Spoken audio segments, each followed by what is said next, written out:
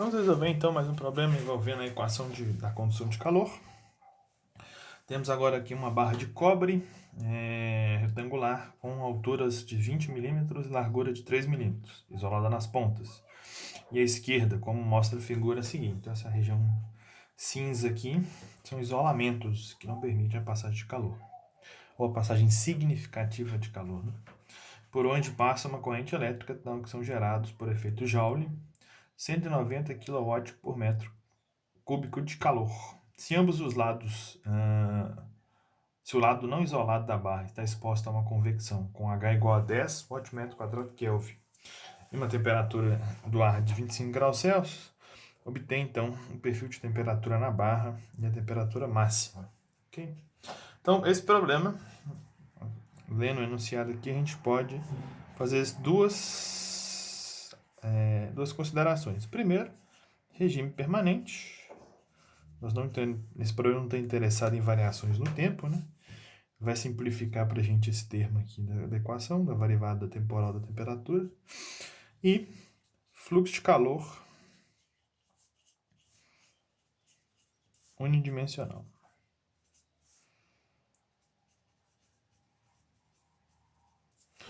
Ou seja, o calor vai sair somente nesta direção. Então, eu vou cortar aqui as direções Y e Z.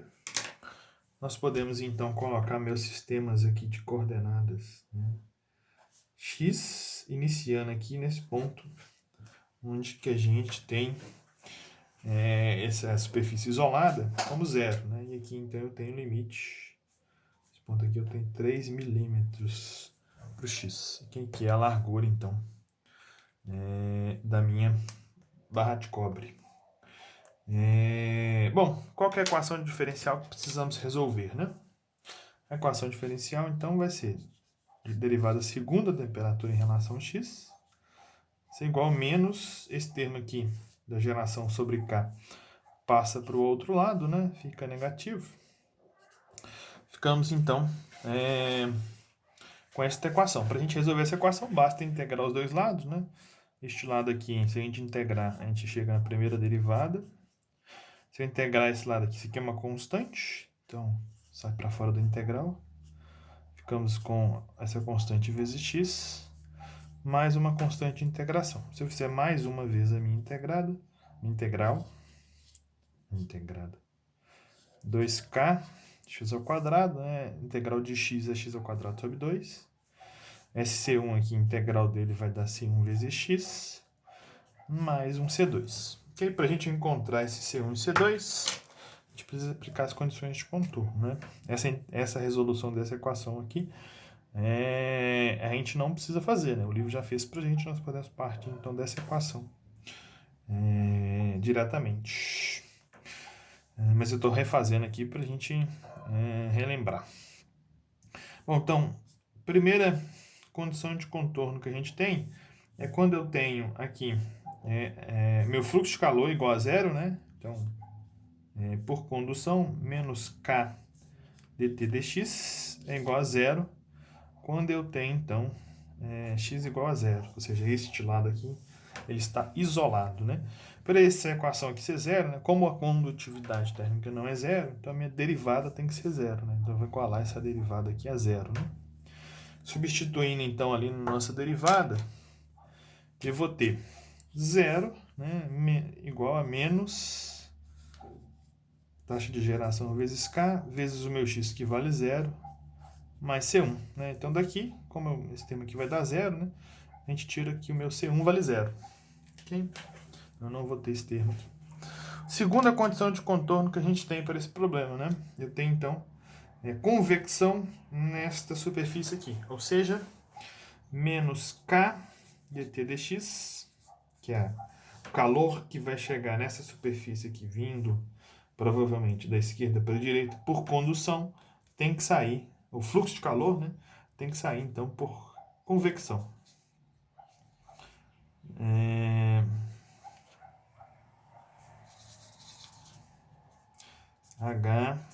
HPS menos T do infinito. Okay? Essa temperatura da superfície eu consigo avaliar usando essa mesma equação aqui, né? Então, meu TS ele pode ser avaliado por aqui. Basta eu, então, usar ali os 3 milímetros, né?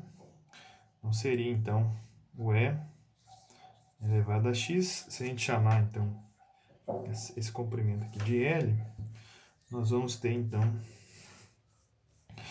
x ao quadrado, L ao quadrado,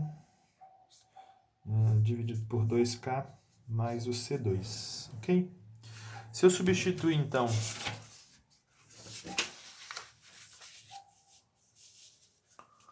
esta equação aqui, ó,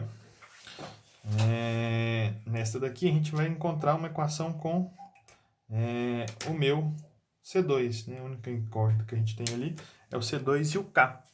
Porém, o K a gente consegue avaliar utilizando a nossa tabela de propriedades. Então, se eu pegar aqui a tabela, nós temos então que o K do cobre puro vale 401, né?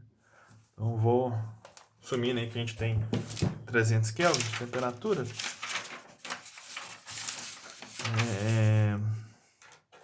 Vou anotar aqui então que meu K vale 401 watt metro Kelvin. A minha temperatura da superfície, então, substituindo nesta equação, né, nós vamos ficar com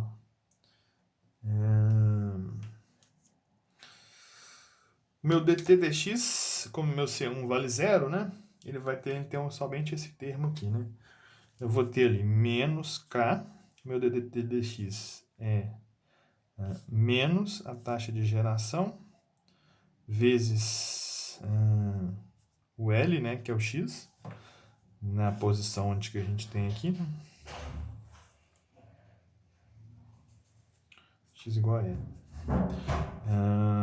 Sobre K. Ok? Esse é o meu dt dx, C1 vale 0. Vai ser igual ao H. Minha temperatura da superfície é menos a taxa de geração, L ao quadrado, dividido por 2K, mais o C2, menos o T do infinito. Ok? Eu posso, então, primeiramente, estou querendo descobrir o C2, né? Posso cortar esse K com esse K. Aqui, né? Menos com menos vai dar mais. Este H aqui, então, passa para cá dividindo, né? Eu fico, então, com a taxa de geração vezes L dividido pelo H. Este termo aqui, então, ele passa para cá, fica positivo, mais a taxa de geração vezes L ao quadrado dividido por 2K. É igual, então, o C2 menos o T do infinito.